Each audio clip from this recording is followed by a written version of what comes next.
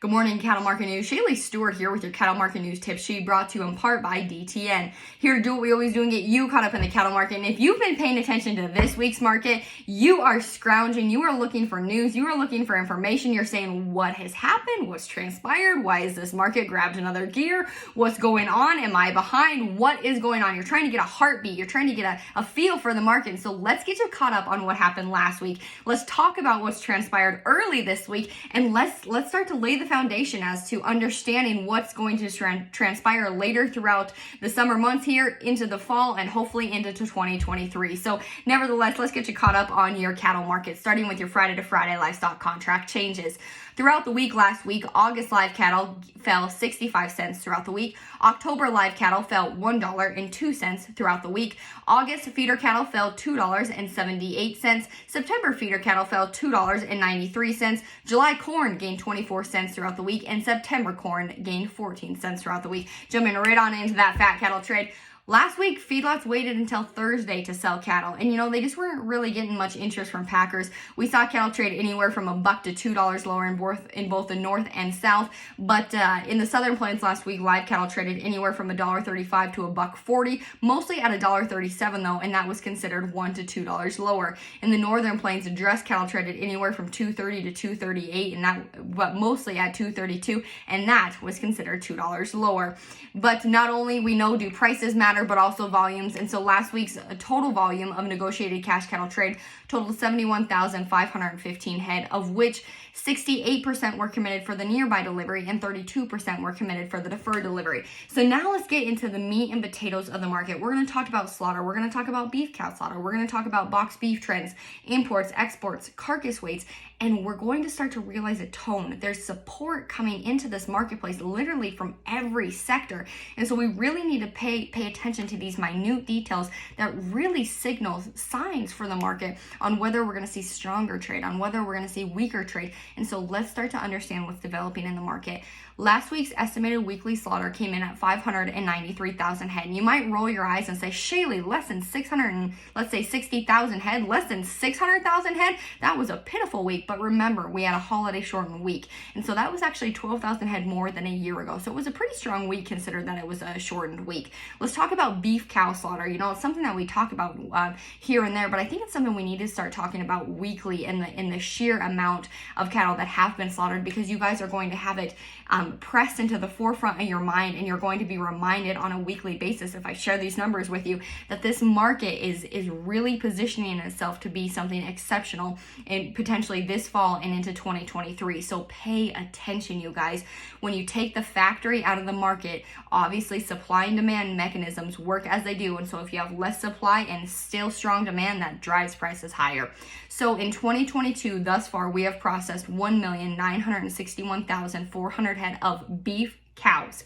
That is 14% stronger than at this time a year ago, and that is 28% more than what had been processed compared to the 5-year average. So you guys, as we look at these numbers, please just understand that we are processing cows still. I know that you've seen the posts on Facebook about the long lines of trucks and trailers at sale barns in Texas, and you guys, it's not stopping. Yes, some regions have gotten moisture. Yes, some hay is being able to be put up, but we are still seeing cows just come to town at unprecedented rates. So like I said, if you take the factory out of the market, what does it do when demand is still strong? It really drives prices higher. So how are you going to position yourself in this market to hopefully be able to capitalize on the point in which prices are so strong, prices are so high?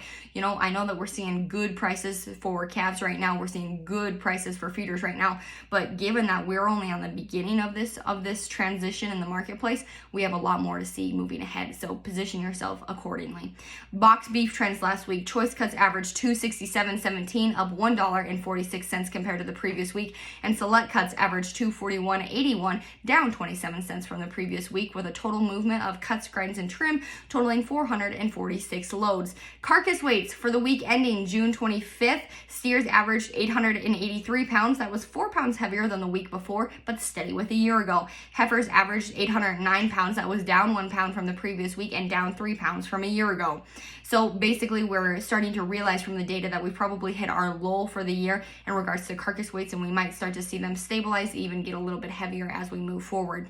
Fresh beef imports last week totaled 22,190 metric tons. That is 17, and the total years percent in which we've seen is 17% higher than what had been imported at this time last year. Your 3 largest importers were Mexico, Canada, and New Zealand. Beef exports adversely low only totaled 11,000 metric tons, with Japan, South Korea, and Canada being your largest buyers. Let's go ahead and talk about last week's feeder cattle market. Holy smokes, you guys, we saw really strong prices all throughout the country. I'm just going to break it down for you by region again. And realistically, we saw prices anywhere from $3 to $7 stronger, sometimes up to $10 stronger, depending on what you had to sell. And so let's go ahead and start in your north central region. That's Montana, Wyoming, Colorado, North and South Dakota, Nebraska, and Iowa. So your 600 to 700 pound steer sold for $2.13, and that was about $2 higher than a week ago. Your 700 to 800 pound steer sold for $2, and that was about 15 cents higher than the previous week. And your 800 to 900 pound steer sold for $1.85, and that was about $6 higher than the previous week. In your south central region, that is New Mexico, Texas, Oklahoma, Kansas, and Missouri, your 500 to 600 pound steer sold for $1.91. That was actually $1 cheaper than the previous week. Your 600 to 700 pound steer sold for $1.87. That was $9 higher than the previous week. Your 700 to 800 pound steer sold for $1.70. That was $4 stronger than the previous week. And last but certainly not least, in your southeastern region, that is Arkansas, Louisiana, Kentucky, Tennessee, Mississippi, Alabama, Georgia, Florida, and North and South Carolina. Your 400 to 500 pound steer sold for $1.78. That was $3 stronger than the previous week. Your 600 to 700 pound steer sold for $1.72. That was $4 stronger than the previous week. And your 600 to 700 pound steers sold for $1.67, and that was $6 stronger than the previous week. So I know that a lot of you have probably been on social media and you're hearing that Tuesday's market has been a barn burner, and that is exactly what it's been.